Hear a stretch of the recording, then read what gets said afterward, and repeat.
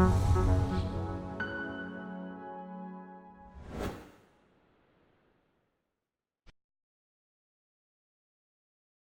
let's talk a little bit about agency partners, because how many have you got?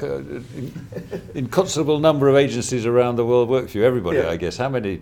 So we're now under 1,000, right. But we were over well over 2,000. So last year, over half the number of agencies.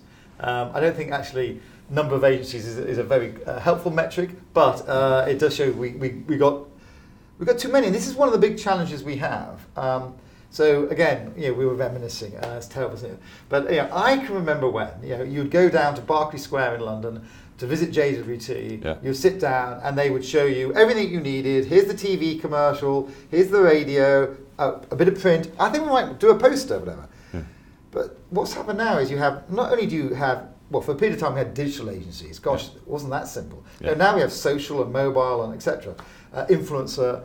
And that fragmentation is creating a real issue for marketers around the world, because marketers are being forced into becoming the integrator, not the agency. So I think as I talk to our agency partners, they've really got to reinvent themselves. Yep. To being a comprehensive communication partner.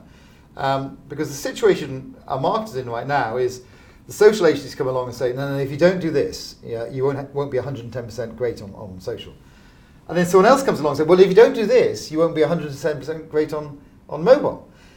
But as far as I'm concerned, I want to be 100% great for the brand, even if I am 90% in social and 85% in mobile.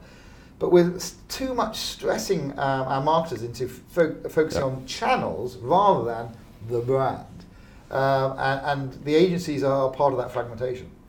And what about remuneration in this space? Because obviously, as we've had to proliferate agencies, this happens to all us marketers because of that expertise.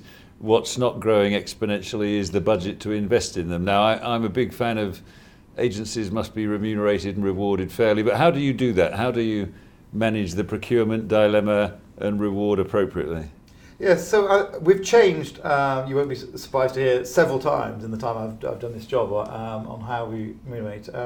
What we've tried to do is get much more to outcome rather than sort of paying for time.